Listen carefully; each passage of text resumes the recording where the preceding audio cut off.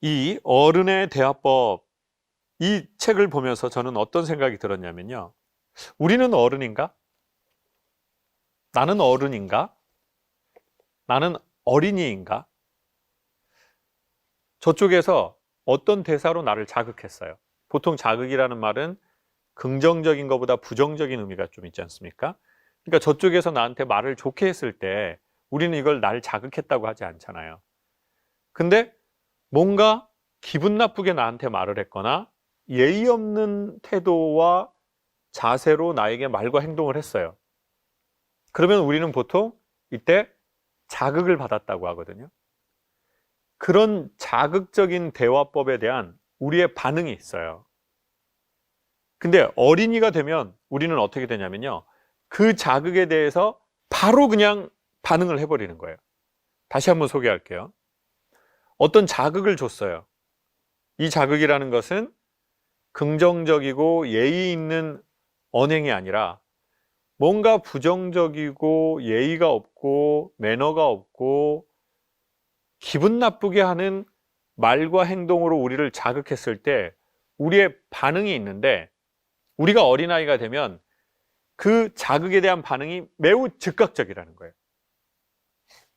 그리고 2번이 뭐냐면 내 안에 있는 트라우마가 바로 그 자극에 대해서 화학 반응을 일으켜서 폭발력을 갖게 되는 게 저는 어린아이의 대화법이라고 생각해요.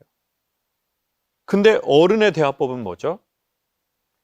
그런 부정적 대화에 대한 자극에 대해서 내가 반응을 할 때 일종의 자기의 좀 공간이 생겨서 생각해 볼 여유를 갖게 되는 거죠.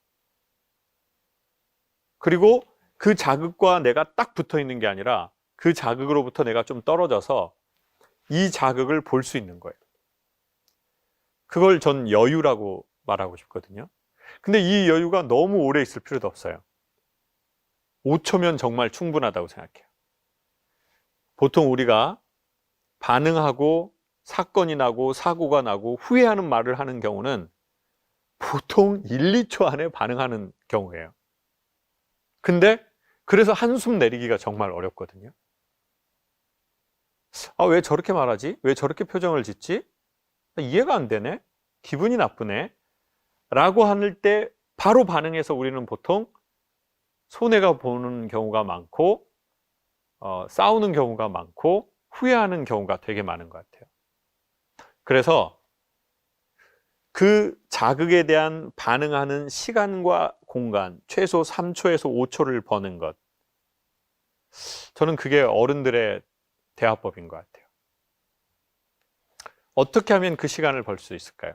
첫 번째, 저는 그렇게 대했던, 내가 그렇게 대했는데 저쪽에서 나를 그렇게 대해줬던 그런 어른을 만나는 경우가 높아지면 우리도 반자동으로 그렇게 되더라고요. 다시 한번 소개합니다. 우리가 그런 어른을 본 거예요. 그런 대화를 하는 어른을. 그리고 그런 대화를 하는 어른과 내가 대화를 해본 적이 있어요. 그러면 우리의 머리는, 우리의 생각은, 아, 이 상황에서 저렇게 하네? 아, 되게 화가 났는데, 아, 조금 있다가 얘기를 하네. 저에게도 그런 선생님이 있었고요.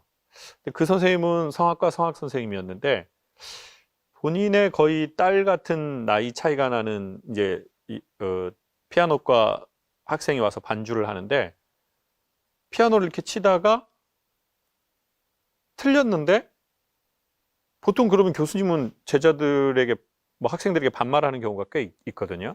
근데 아, 거기는 좀 그렇게 해줄래요? 아, 거기는 이렇게 한 번만 해주실래요? 그때 저는 되게 놀랐던 것 같아요. 교수님인데 학생 1학년, 2학년 피아노과 학생에게 아, 저렇게 대하시네? 그리고 전에 어떤 정치인분을 강연 끝나고 만날 기회가 있었는데 사모님보다 나이가 12살이 많으셨는데요. 방송도 아니고 개인적인 사석이었는데 얘기가 끝나고 나서 사모님한테 이렇게 얘기하는데 존칭을 꼬박꼬박 쓰시면서 얘기하시더라고요. 여보, 그것 좀 그렇게 한번 갖고 와 주실래요? 체크해 주실래요? 우리 집은 저렇게 우리 집은 저렇게 안 하는데 우리 아버지는 밥 2그릇 잡수시고 맛없다고 하시는데 이거 뭐지? 그 되게 충격을 받았어요. 선생님에게도 그 어른에게도. 그리고는 그게 없어지지 않고요. 사람 저쪽에 좀 있더라고요. 어떻게 하면 어른이 될 수 있을까요? 너무 간단한 원리 중에 하나는 어른을 경험하는 것 같아요. 어쨌든 살아있는 사람으로 참 어른 같다라고 생각하는 그분을 경험하는 것이 우리가 어른이 되고 어른의 대화법을 사용할 수 있는 길이라고 생각해요. 근데 그렇지 않는 경우가 있을 수 있잖아요. 너무 안타깝지만 부모님에게도 못 받고 그럴 만한 스승도 안 계셨고 그럴 만한 선배도 없었어요. 그러면 어떻게 해야 하죠? 그때는 의지를 갖고 그러한 상황과 사람을 책으로든 영상으로든 가까이 자주 있다 보면 저는 노출되는 것으로 물든다고 생각합니다. 결국은 다 에너지 같거든요.